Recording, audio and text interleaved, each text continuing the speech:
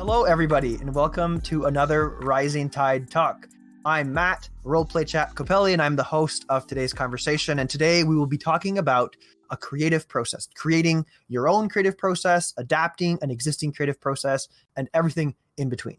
And today I am humbled and excited to be talking to a storyteller, a content strategist, a writer with credits in the Icewind Dale, Rime of the Frostmaiden, Legend Lore RPG, and others, and also the director and founder of the Storytelling Collective.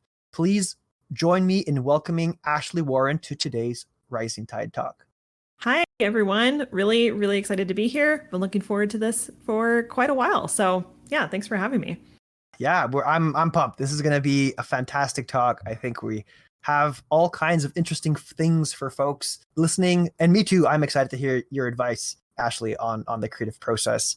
So before we get going, I wanted to quickly tell everybody, let you know what we're going to be talking about specifically as it pertains to the creative process. I've divided today's conversation into three main pillars.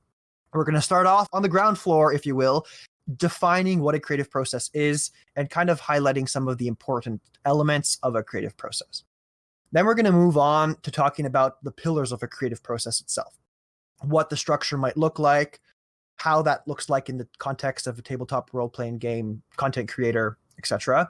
And then the last, and I think the most fun part about all this, is how to then take all of these building blocks to create your own creative process, whether that be adapting an existing process or starting one from scratch. So those are going to kind of be the three pillars of today's conversation. If at any time I say something or forget to say something or don't touch on content that's pertinent to you, audience of the Rising Tide community, please let me know. There's a RT discussion text chat. In there, please post your questions. We're going to reserve some time at the end of the conversation today to go over those, probably 10, 15 minutes, depending on how many we get. And then if you just want to hype everything up, you can continue to do so in the text chat here. Put all the GIFs, put all the emojis, put all whatever. Let's go pump it up. This is going to be an outstanding conversation. You ready, Ashley? I'm ready. Let's do it. All right. And actually, maybe I'm getting us all pumped up, but I have a quick announcement to make before we do that. And this, I hope, pumps everybody up even more. So as of right now, the Tabletop RPG Rising Tide community just launched a crowdfunder campaign to collect funds in order to offer scholarships to Ashley's Storytelling Collective, to go take courses and classes there to learn to become an even better content creator in this space. So folks who back the project will be able to receive not only the satisfaction of knowing that they're contributing to making these courses more accessible to content creators, but you'll also be collecting a collection of all sorts of battle maps, art packs, soundtracks, you name it, valued at $300. So there's different tiers that you can support the project on. I think the middle tier, you're going to pay $70 to contribute to this, will get you $300 worth of content as far as like maps and art packs go. You'll also, like I mentioned, be supporting the wonderful cause of establishing a scholarship with Storytelling Collective to ensure that all of the talented folks in this space will be able to pursue their dreams in the tabletop RPG industry. Members of the Rising Tide Discord community will be prioritized for the scholarship applications. Of course, it's not exclusive to this community, but I think there's going to be some math behind the scenes that help folks that are part of this community get kind of first dibs, I suppose, on those scholarships. So I think that covers everything. The crowdfunder is going to be open for a month. So up until August 23rd. So if you're listening to this kind of post-mortem in podcast form, it's not too late. You can still go find the crowdfunder. It'll probably be, the link will be in the show notes of the podcast. And if it hasn't already happened, I'm sure somebody is going to post that link in the chat here in today's live conversation. So keep your eyes peeled for that. Ashley, did I forget anything? Is there anything you wanted to add? I know this is part of, you were critical in making this happen. So I don't know if you have anything to add. Yeah, I just mostly want to add a huge thank you to the Rising Tide community. Jamila had approached us about putting together a crowdfunding campaign on our behalf. And of course, I was like, yeah, that's amazing. So thank you so much to everyone here who just kind of helped put this together. There is just amazing rewards for anyone who contributes. And there's like a 3-level tier that you can contribute to as well if you just want to basically, support our cause to raise money for scholarships. And I just wanted to say that 100% of the funds raised will be applied directly toward scholarships. And basically any scholarship funds that we get for Storytelling Collective go toward paying our instructors and supporting our community. We use a portion of our funds to basically purchase published works by people in our community. And basically all the money goes back into the community. So it's really mutually beneficial, we think. And we really just appreciate all of the support and generosity just in conceptualizing this campaign. So thank you to everyone at Rising Tide. We appreciate you.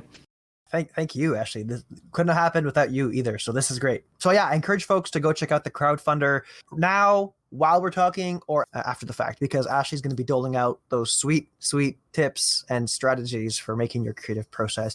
So with that said, we're going to dive right into our conversation about the creative process. Maybe a good place to start, Ashley, is just what is a creative process? How would you define a creative process? Yeah, so a creative process is basically the process that you have that is specific to you that helps you start, work on, and complete a creative project. It's kind of a high level conceptual thing that allows you to move through each stage of a creative process. I feel like people sometimes conflate creative process with workflow, which is different. Your workflow is basically when you're actively working on your project, like what helps you actually, get words on the page and edit or draw or whatever your project is. But your process is a little bit more high level for that. It's what helps you get started. It's what helps you vet your own ideas. It's what helps you stay motivated and inspired to work on your project. It's what helps you produce and publish and finish it. It's what helps you reflect on your project so that you can make your next project even better and continue to hone your skills. So yeah, it's basically the steps and the mentality and both the very specific but also high level nebulous things that help you through that entire process from start to finish and beyond. Yeah, it's what I consider to be vital for any creative, regardless of whatever kind of creativity you like to do. Yeah, I think that makes a whole lot of sense. And I definitely get that it can be quite nebulous. When you get a concept or an idea in your head about something creative, sometimes it's very hard to kind of piece it together and see it through to the end. So I think, yeah, the creative process definitely can help solidify that, I think, right? It can help put pen to paper and it can help see something to the end. While it might not be all of the logistics, like you're saying about a Gantt chart with timelines and things, it's certainly going to help you get to that end state. Do you think that there are that definition that you gave, which is A+, by the way, are there elements of that you think we should focus on when we look at this creative process through the lens of a tabletop RPG creative? Is it basically one for one and it applies in kind of all contexts? I think overall, most folks here would probably say that they like to do lots of different types of creativity. They're storytellers in more than one medium. So in general, your creative process will likely apply to different types of things.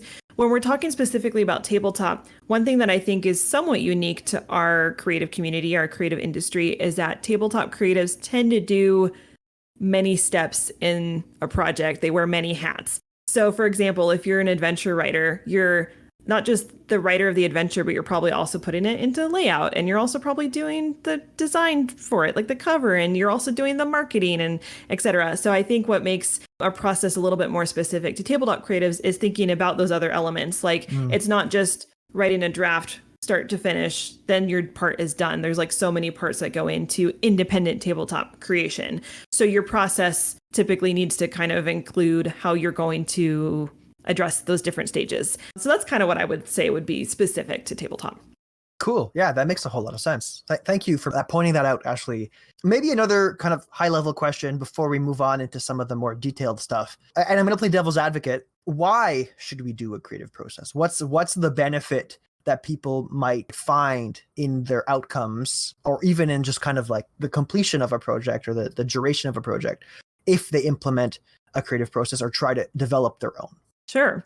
Well, a few things. One that folks who have been a part of Storytelling Collective have probably heard me say this numerous times, but creatives benefit from having some structure and some parameters, both in their life and on a per project basis. It's easy to think of creativity as this very like fluid, artsy thing, but by definition, creativity is actually defined as like problem solving.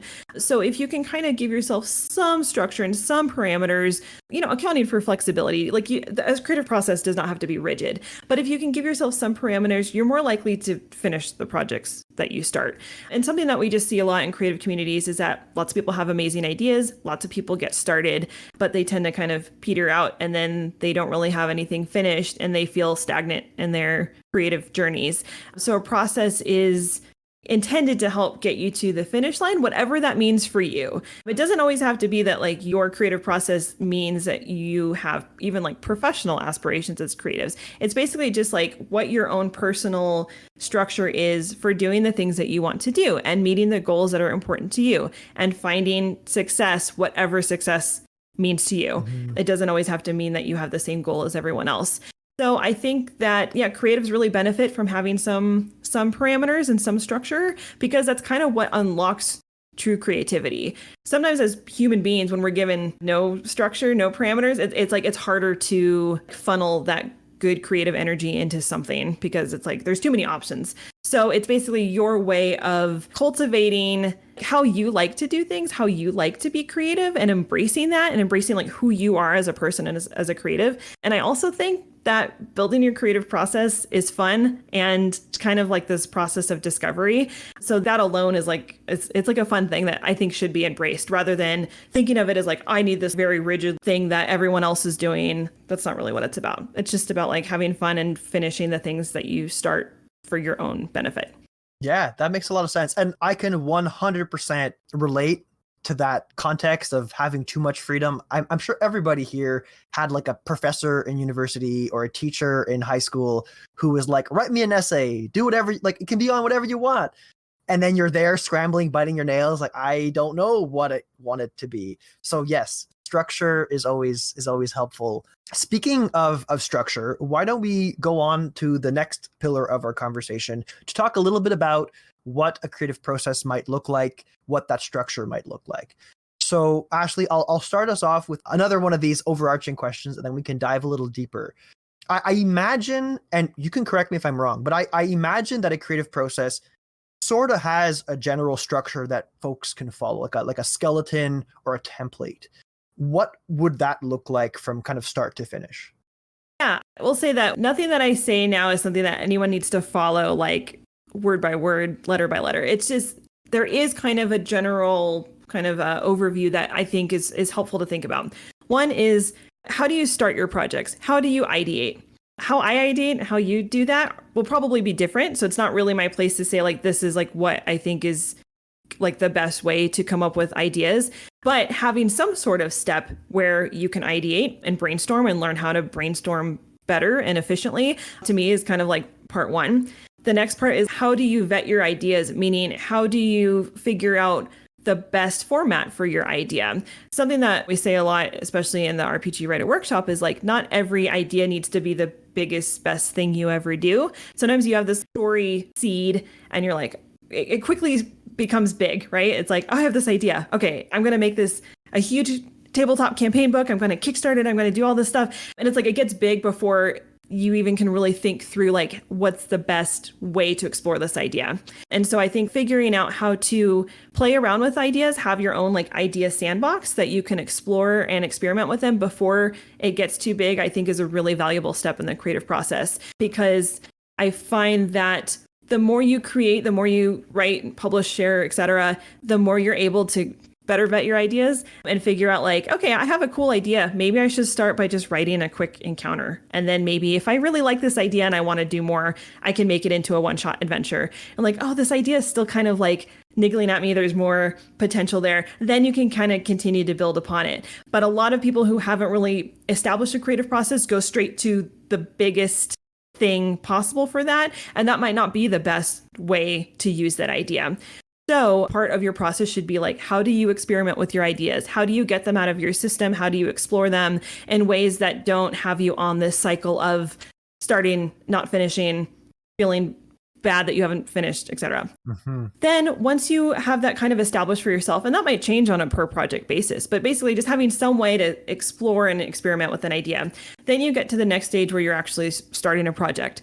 Something, again, that folks at the Storytelling Collective have heard me say so many times, they're probably sick of it, is establishing a project scope. And what that means is basically thinking through as much as you can at this stage. What does this project look like? What's the general timeline for it? What are some very loose deadlines that you can establish for yourself that account for your real life, your realistic life, not what your aspirational life is? I have a toddler, so my creative process and my timeline right now is very different than it was when I was not a parent. So I have to really factor that into my scope setting, to think about like, what's the final deliverable for a project?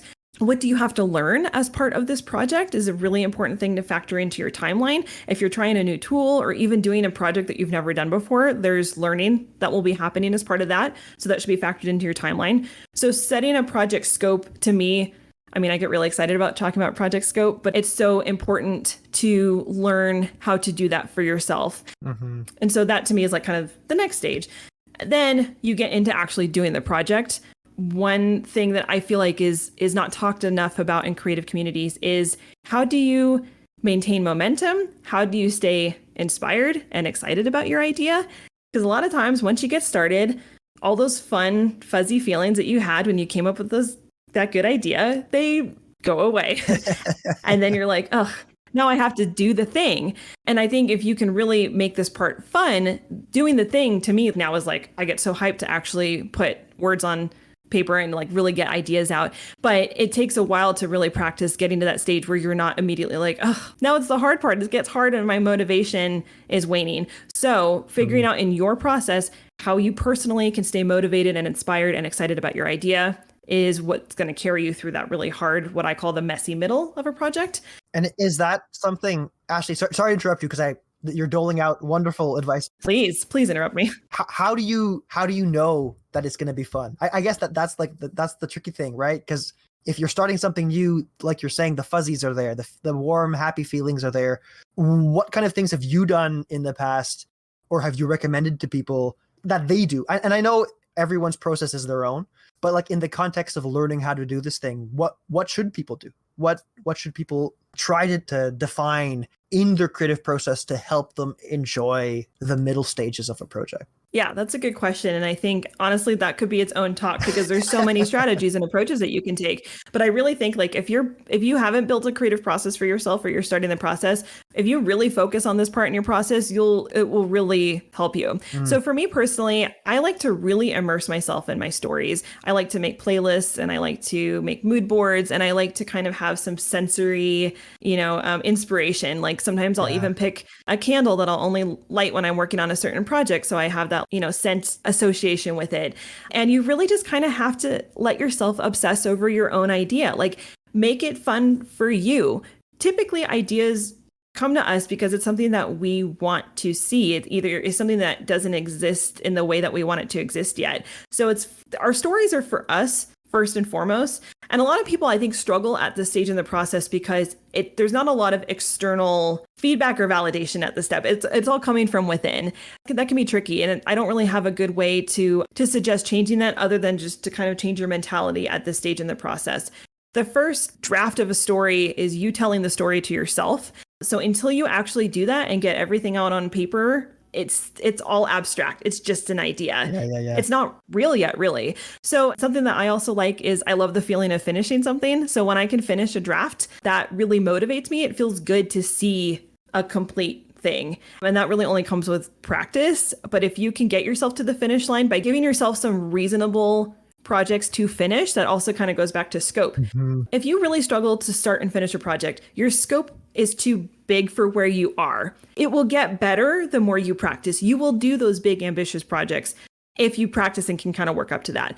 So if you want that good accomplishment feeling, give yourself a project that is reasonable for you to complete so that you can get to the finish line. And the more you do that, the more that like you'll get used to having the feelings of finishing something. So I feel like for me, it's a mix of those strategies. Like I kind of know myself well enough to know what I can reasonably finish. So I look forward to the feeling of accomplishment.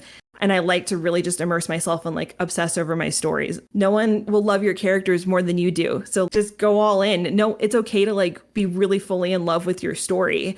And then if you forget like what you liked about it, then write what you want to see in your story or adventure. Be indulgent. If you watched an episode of a show and you're like, man, I love that episode, write the plot into your project. It's okay. Put it in there. If you're like, wow, I really liked it. And, or you have like a favorite character, you know, or you read like fan fiction, like I'm a big fanfic reader. If you like those things, like put them into your project, make it fun for you. And then it doesn't mean everything has to stay in there, but it's just enough for you to like stay interested enough in it. So those are kind of my personal strategies that maybe will work for some of you. Great advice. All right, and now let's bring it back to the structured process. So now that we've figured out how to stay energized throughout the whole entirety of a project with a realistic scope for where we are in our journey as content creators, what's the next phase of a creative process?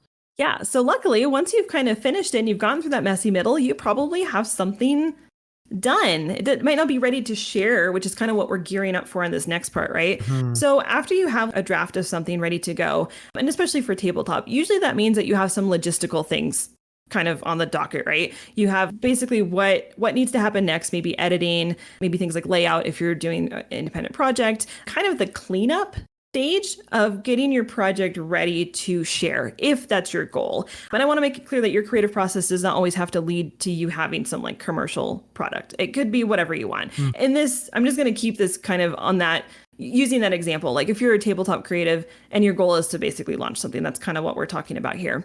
So yeah, so you're basically getting ready for that next step. And so there's some logistical things, but there also is some kind of emotional and mental things here, right?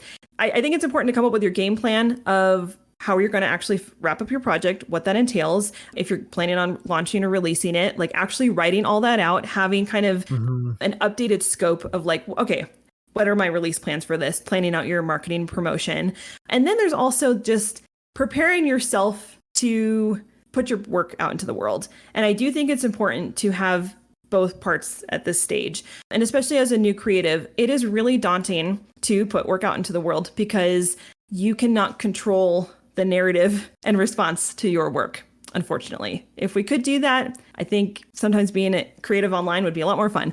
It is a lot of fun, but you do kind of have to give yourself a good pep talk that, first of all, your work is not a reflection of who you are as a person. Nothing that people say about your work should be taken personally. That is easier said than done. And even though your work comes from the heart, it's still not a personal attack when someone is critiquing your work. Also, as you're getting started, you're still learning a lot. So your first couple of projects might miss the mark. Mine 100% did for a lot of people. But then they also found an audience for people who got what I was going for. So just know that there are people who do see the same vision that you see, and they might not be the first people to come across your work, but they are out there. So I think at this stage, like really just kind of mentally prepare yourself for good feedback too. I'm not saying like prepare yourself because it's going to be hard, but I just want people to have like a realistic expectation for what happens when you put work out in the world. So yeah, basically coming up with your logistical steps for release and then your kind of emotional, like, okay, I'm going to put stuff out here, but I'm not going to let it kind of affect me or deter me from continuing to create if you do get negative feedback. Then after that, I feel like it's kind of like showtime, right? And I think that you should still have something kind of prepped for yourself to celebrate. I think it's really important to celebrate a huge accomplishment. Really finishing any creative project and putting it out into the world is just, it's an amazing thing. And I think it's a very special moment. So you should take some time to celebrate, take a break from your project, like take a quick break before you move on to your next creative thing. What I find is that it's really easy once you finish a project to be so hyped up that you go right into your next one. Yeah. Which is a good thing, but you get on a burnout cycle too, because you're like, oh, okay, now I do this. Now I'm going to do my next bigger and better project. And then you start, committing to things and it gets real big, real fast. So give yourself some time to kind of reflect and, be proud of yourself and take a break before you jump into your next thing. And then finally, I think it is important to have basically like a project postmortem. And we usually try to give our writers some reflection prompts to just basically think through, how did that project go? How did you like it? Basically, kind of easy stuff. Mm-hmm. What parts of the process did you really enjoy? What parts did you feel were kind of tough? And then what can you do for your next project to, change those elements of the process that felt a little difficult? And with each project, you're going to have different reflections, and what was hard for one project might be easy for the next one. And, it's always going to be changing. But giving yourself that chance to like actually stop and reflect is where the learning really happens. And then you apply all those amazing learnings to your next project. And then you get ready to do it all over again with all of your hard-won wisdom. There you go. Yeah, exactly. I feel like, and maybe I'm wrong, but I feel like a lot of people in the community here are working independently or on relatively small teams when they're creating their content. So what kind of postmortem questions, self-reflection questions, or resources could people use to kind of do that self-evaluation in like the most efficient way possible? Yeah, I mean, I think it can be super simple. I usually just do mine in a notebook. And what I do is I'm just really honest with myself. I look back over, the things that I established early on in the project. Like I revisit my scope. I'm like, was this realistic? Did I have to change it? Most of the time, yeah, I've had to change my scope, which is fine. Again, nothing in this process needs to be set in stone. It's mostly just to give you some, a framework. So I revisit my scope just to see how realistic my scope was and if I was able to stick to that. And if I wasn't, how can I set up my scope for my next project to, be realistic? And it's there to help you move through the stages of a project. So it's not there to like be a source of guilt if you didn't stay on scope. It's okay. It's just there for your own benefit. Yeah. So I revisit my scope and then I think back to any of the difficult moments that I encountered, which are inevitable. And then I think like, why was that difficult? Sometimes it's a simple thing of like, I don't know, something happened in your life. Yeah. And it made it hard to work on your project. That's fair and valid. Or maybe you had something to learn that you didn't account for in your scope. And so it changed the timeline halfway through when you realized that you had to switch tools or do something different. Maybe you partnered with someone and, their scope changed. And so that affected your timeline. There's all these things. But basically just thinking back, like, where did I feel like I ran into roadblocks? What were those roadblocks? Are those things that I have any control over? And how can I maybe navigate around those differently for the next project? And then I also really hone in on what I enjoyed, what I had fun doing, where I felt like I was really in my element. And I think that's important because ideally you'll find that your process means that you'll be in your element, kind of from the get-go. It takes a lot of practice for that and it's not always easy.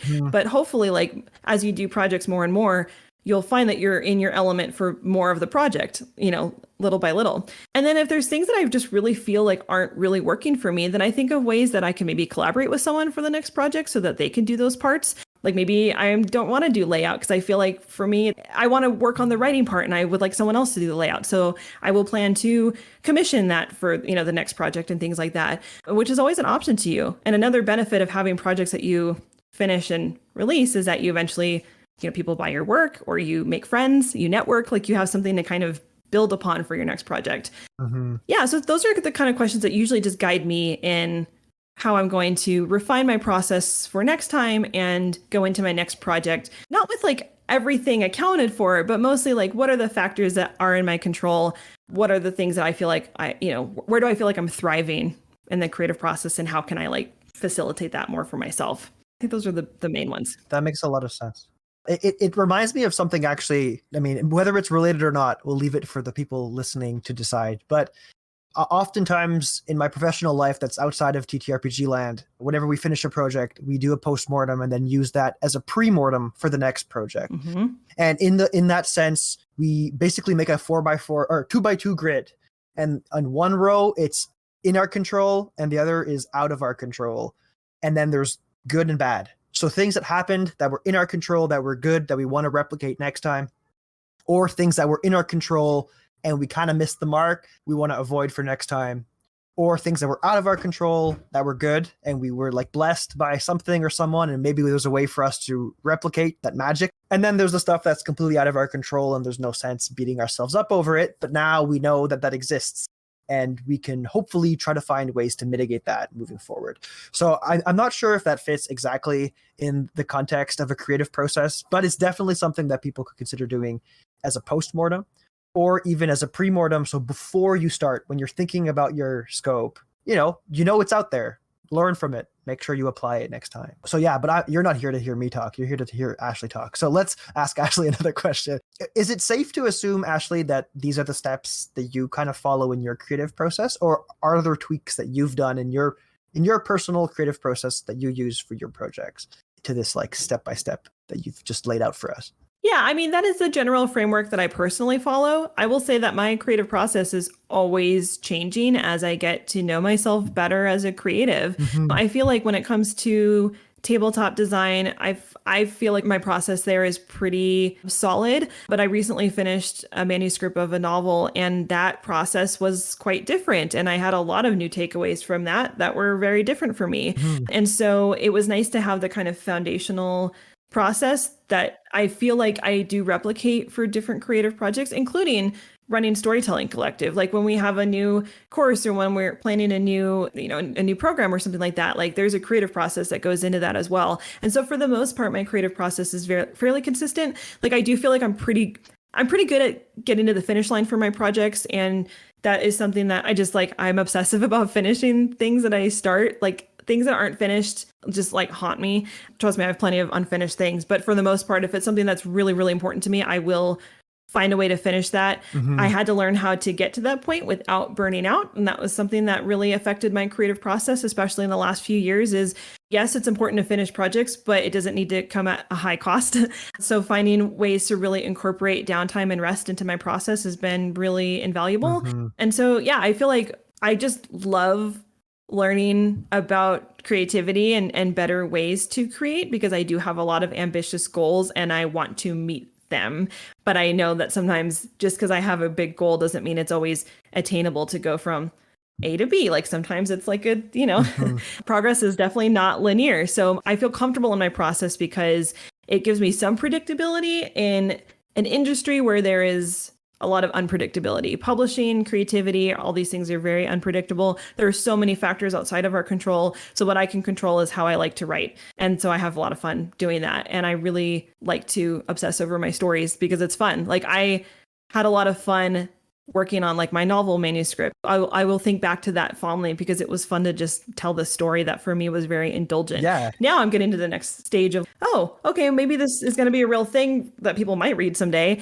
And sometimes that stage of the process is actually hard for me because I'm like, I don't know if I want to let people in to this story that I've like painstakingly worked on. And so that's kind of something that now I'm trying to incorporate into my process for this project is, approaching like, sending out a novel to, querying it and stuff. That's a whole new ball game for me and things like that. So it's always changing, but I'm grateful that I've kind of put in the effort over the past, many years to give myself a good foundation.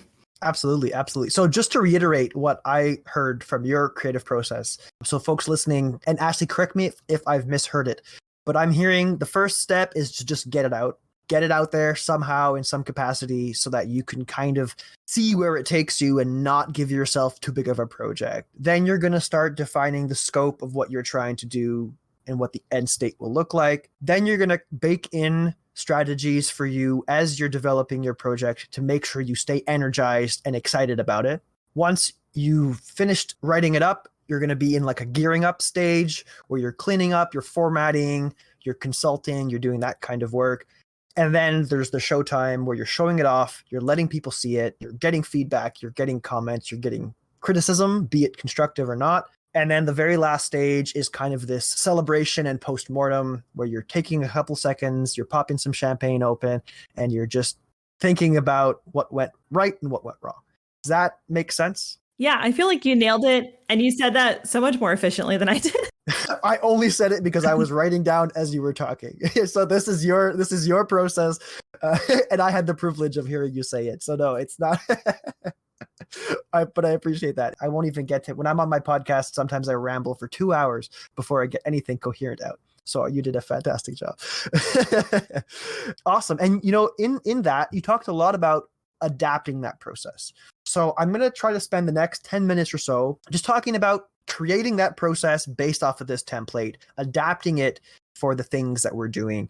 And I guess I'd like to ask you if you can think of examples of times when you did make a significant change to your process. Maybe that's with your manuscript, or maybe that's earlier on in your career as a tabletop RPG content creator.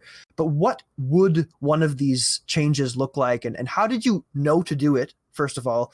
And then how did you kind of implement it, if that makes sense? Sure. Yeah. And I'm happy to talk about tabletop. So early on, when I was writing my first tabletop adventures, like once once I published my first one-shot adventure, I was like, I love this so much. And I was just like obsessed over it. And so for like, I think like 6 months in a row, I was publishing like a one-shot adventure a month. So I got into a pretty good process and groove. That's actually what led to the creation of the RPG Writer Workshop. Because I was like, at this point, I feel like I kind of figured out my own personal way of getting these projects done in a pretty reasonable time frame.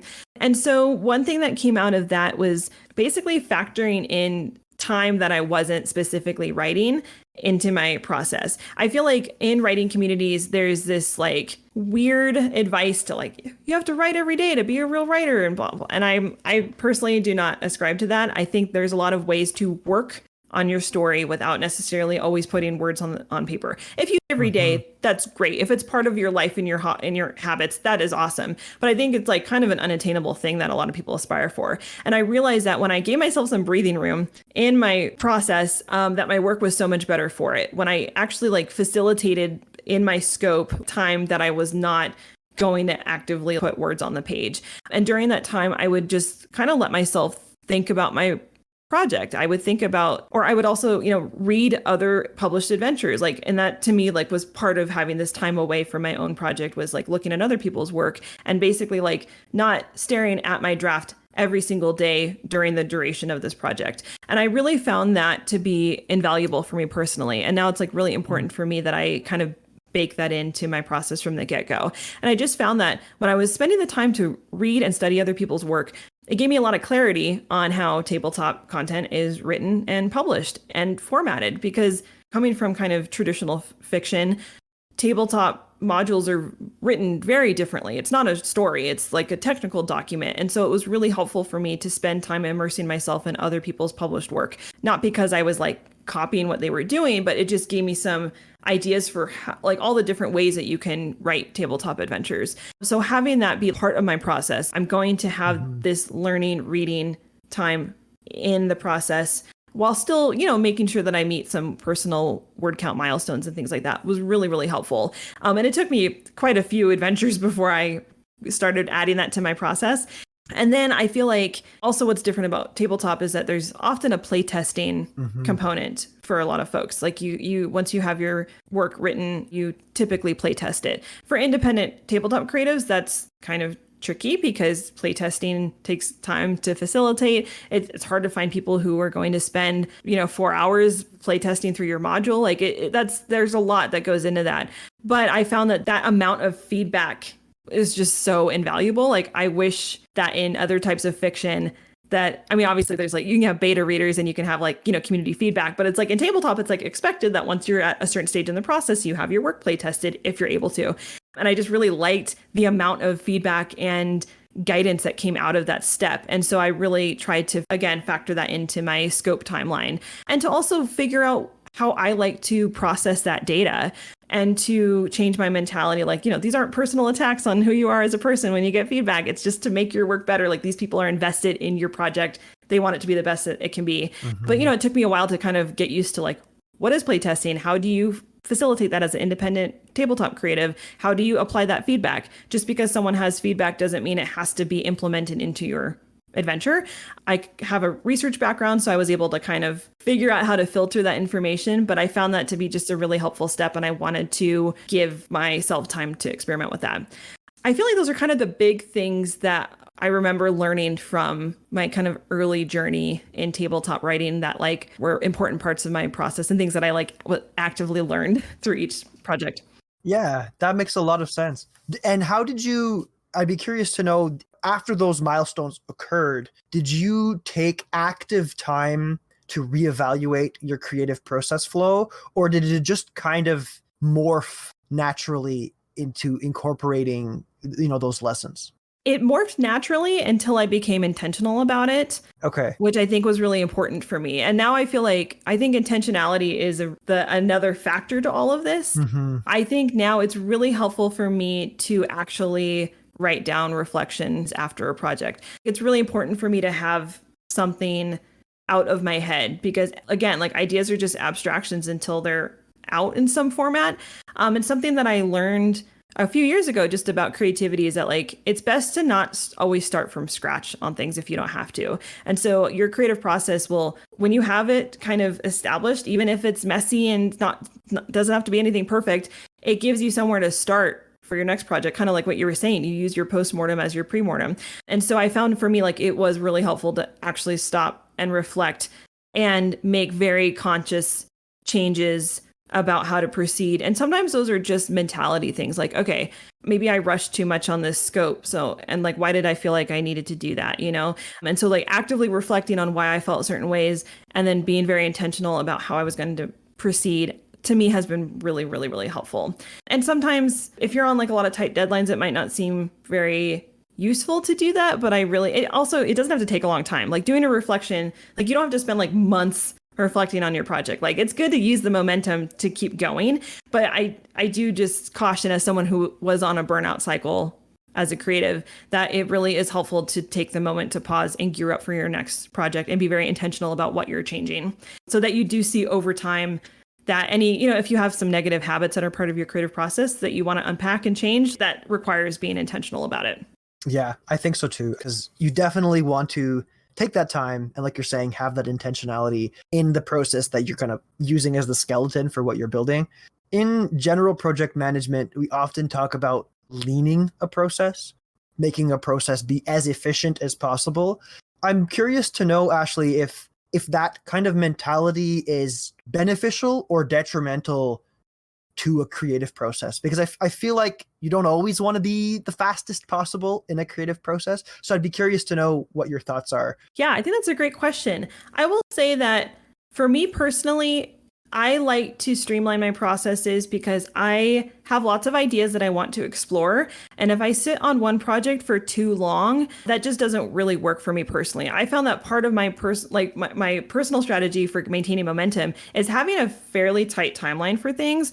It's not because I get bored or things. It's just like I have lots of things I want to do and life is short. And so I don't necessarily want to spend 5 years working on one novel because I have a couple of novels that I would like to write. And so again, this is just for me, and I'm not going to say that this works for everyone, but I like to kind of keep my process and my scope timelines fairly brief, depending on the project. And also because I know myself well enough and I know what I'm capable of achieving within a certain time frame.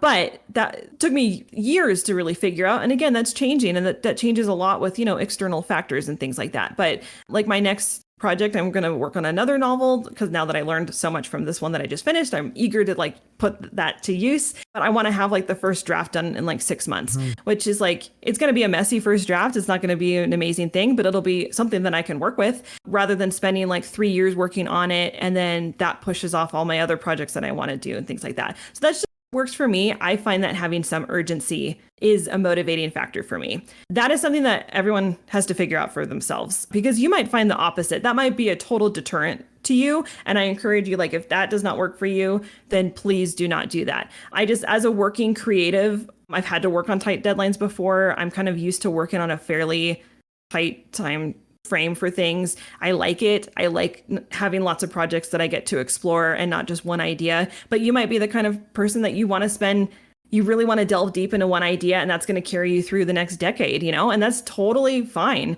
So I personally look for ways that I can streamline my process, but not because I'm trying to rush through it. I just like to do more than one thing. Like if I work on a novel, and that takes me 6 months, that's time that I don't necessarily get to spend working on other things. And I have to be very selective about my time, especially as a new parent. Absolutely. I have to be mindful about the projects that I want to commit to. So I do have to kind of give myself some parameters like that. Mm-hmm. And like you're saying, it's got to be something that people kind of adapt to their own styles. I think leaning and streamlining things is often seen as good, but like you're saying, if it's not how it works for you, then don't do it. Or try it out by doing these small scope projects so that you can learn whether or not it works. I'm going to now jump into some of the questions that we got in the RT discussions text chat. And I'm just going to kind of go through them one by one, being conscious that it's almost 7:00. So a couple minutes per question if possible, Ashley. But of course, we can go over by a little bit, but I don't want to hold folks here if they have other things to be doing. So the first question we got is from Lee, he, him, diesel shot. Lee asks, how do you handle an identified issue that you functionally have no way around so that you can fix it for the next project? So is this meaning like, there's maybe a situation in your life that you maybe don't have control over? I'm not sure if I think so. Okay. Yeah, I think it has to do with control. Lee, if you're around and you want to clarify, please do so. But I think we can go under that context of it being an issue that is really out of your control. How do you still learn from that for your next project? Yeah, I mean, it's just that's part of the learning process, is knowing that things are going to come up that you cannot predict. So when we're talking about things like scope or even process, the goal is not to like control every single aspect of a project, because that is a fruitless effort. It's more just to know, okay, if something comes up in this project, which it will, how will I be able to stay on track for myself? How will I be able to honor the deadlines that I've set? I have a family member that my husband and I are, helping to caretake, and that, is something that takes up a lot of our time and energy. So, and that was kind of an unexpected thing for us. That changed a lot of my bandwidth last year. And I just had to basically change my scope. I had to extend a lot of timelines for projects. And I had to just like accept that that's just the season of life that I was in, and that, the timeline needs to work for you. It needs to be realistic for you. And to also just like try not to dwell on it. I know it's hard when you have something that you have a goal that you very clearly set, and then something throws a wrench in it. It's okay. I mean, life is always going to throw challenges at you. So find ways to regain that momentum. Again, that's like that messy middle part. Find ways to get back to it. Maybe your scope has to become a lot smaller. Like maybe this big ambitious project is just not possible or feasible with your current circumstances. That's okay. What's a smaller version of it that you can do where you feel like you're still honoring the idea? So yeah, a lot of it just comes to like adjusting the scope and giving yourself some grace, and just having that mentality baked in from the get-go that something might throw a wrench in this. I'm not going to give up on it, but I might have to be flexible and approach it from a different perspective. Fantastic advice. Fantastic advice. Off now to the question from Clay. Clay asks, do you have any tips for deciding the next step within a project? Sometimes I find it tricky deciding if I should refine an existing draft for one part of the project or create the draft of another part when both parts are equally important pieces. I mean, this might just be something that you have to experiment with for yourself. Maybe for one project, you try one approach, and then the next process, you try something else. I would say, like, is there one approach that you feel is a deterrent to your progress? So especially for revising, sometimes revising, like, and again, going back to kind of the novel analogy, like, it's easy to kind of like revise your chapter that you've already written rather than writing the next one. It's like sometimes you just have to keep going until you have something complete. It doesn't mean it's finished, but it's like done enough for you to work with. So I would say pick whatever strategy you feel like will continue your progress and won't stop your momentum. And then if that doesn't work for you, then you do it differently the next time. I mean, a lot of your process is about experimentation. That's why it's good to not just sit on one project forever, because you're not really going to learn your process that way. Like, it's good to have some, even if you do projects just for the sake of experimenting, it's good to kind of play around with that. That's really good advice. The next question we got is from Sarah. Sarah asks, at what point in the creative process did you bring in other people that you have commissioned to do work? So I would imagine it's somewhere before it goes out for feedback, but maybe I'm wrong. So what do you think?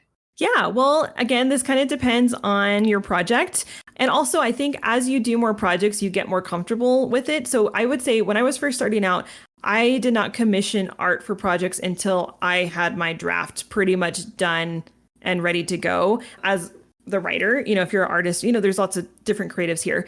But from a writer's perspective, like, it just didn't make sense for me to have a bunch of art commissioned for a project that wasn't even drafted. I was kind of jumping ahead of it, which is something that I think a lot of creatives sometimes tend to do. It's like, that's the fun part. Oh, commissioning your art for your project, but you got to like write the project too. But you might really need a map for your adventure, and maybe your adventure is really dependent on that map. So that might be something that you do earlier in the process. You still would kind of need to have your idea solidified, and maybe that's that's how you communicate with the person that you're commissioning with, like, here's where I'm at, here's the outline, like, here's the details, enough for them to work on their part of it. I wouldn't say that there's one specific stage. I would say, though, like, don't don't get too eager where you do the fun part of commissioning beautiful art before you have something mostly ready to go until you feel like you're really established. Now I feel like I probably would get art and a cover commissioned earlier in the process because I know that I'm have a good solid process that'll get me to the finish line. And having that cover might be really inspiring and motivating for me to, continue working on it. So I wouldn't say that there's a hard and fast rule, but as you're getting started, it's usually a little bit later when you have something kind of ready to share with the people that you're commissioning. Yeah, that makes a lot of sense. And then one last question from Ben, Tabletop Current, asks, how are you all balancing parenting and creating? I don't have much time in the creative tank by the end of the day when I would like to be writing. So I guess over to you, Ashley. How do you balance it? It's not easy. Nope, it's not easy. And I will say every day for me, I figure out different strategies and it's tough. I mean, the manuscript that I recently finished, I started writing in 2021, right before I found out that I was expecting. And that clearly changed the timeline. I was not expecting to be working on that novel for 2 years, but having a child really changed, my bandwidth, my energy. Something is, again, your scope for your projects is going to be different than, from someone who doesn't have children. Caretaking, I think, is a big thing that we just don't talk about a lot in productivity circles. When you get advice from like productivity specialists, it's like, do those people have kids? Are those people taking care of family members? And if not, then their advice probably won't work for you. Like it doesn't work for me. Be really mindful of your energy level because again, it's really easy to burn out. I know it's really tempting to want to like have a really ambitious project, but maybe it's just not the right season to do it in that way. You could still do a really cool project, but maybe you do it in smaller pieces that builds to something big over time rather than doing the big thing right away. I think factoring your energy level into your scope is vital.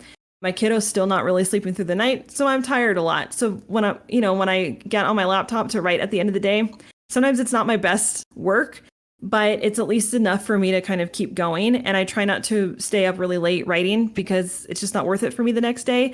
So I think just really factoring in your energy level, what time do you have? What tools can you make use of? I did a lot of writing on my phone when my baby was really small because she only wanted to nap while I was holding her. So I had to get used to working on my phone and not on my laptop where I have one of my favorite writing apps, which was like, it's specific to Macs, so I can't use it on my Android phone. So I had to get used to using a different tool. But now I have a pretty good workflow of using Google Docs on all my devices, and I have like all my stuff set up better for that.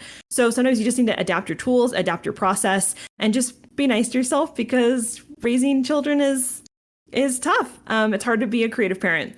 I don't know if I have anything figured out yet, so I'm not the best person to ask, but I find pockets of when I can try to knock some words out. I just try to be really realistic about what I can commit to at this point. But I feel like I've been able to finish a novel manuscript this summer, and my kiddo is 16 months. So I'm really proud that I was able to kind of find ways to do that.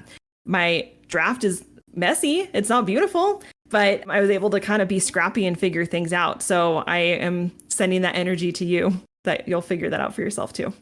Yeah, good luck. Good luck, Ben. It's not easy. I've never worked on anything nearly as ambitious as Ashley, but if I were to give my 2 cents, yeah, just find time when you can, right? Like Ashley is saying, find time when you can, adapt processes when you can, but also I would add, be conscious of when your work isn't worth doing at that time. Like if you're too tired to be doing something and you said, oh, I have to do an hour of work tonight because I haven't done it in a couple days, but you sit down and the work you're doing is basically a wasted hour anyway because you're so out of it, then it's, just save yourself the trouble of that hour and go sleep or go do something that's going to recharge your battery so that when you do have the opportunity to sit down and you can do it properly.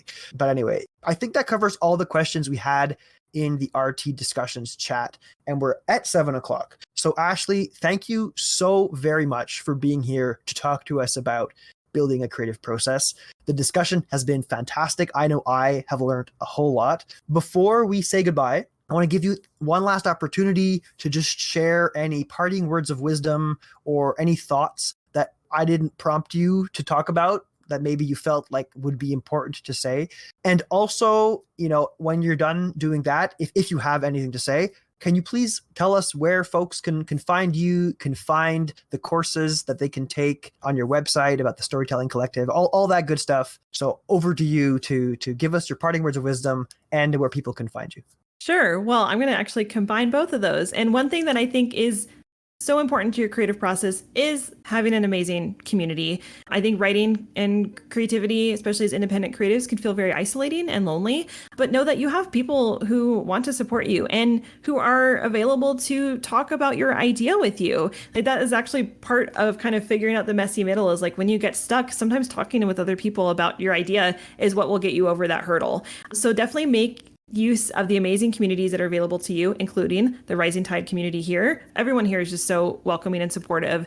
And then I would love to invite you to Storytelling Collective. We have a Discord server called the RPG Writer Workshop, and we have a bunch of courses and programs and events and resources all about independent creativity. That's solely why we exist. To basically help you create your creative process and achieve the goals that are really important to you. And our community is amazing.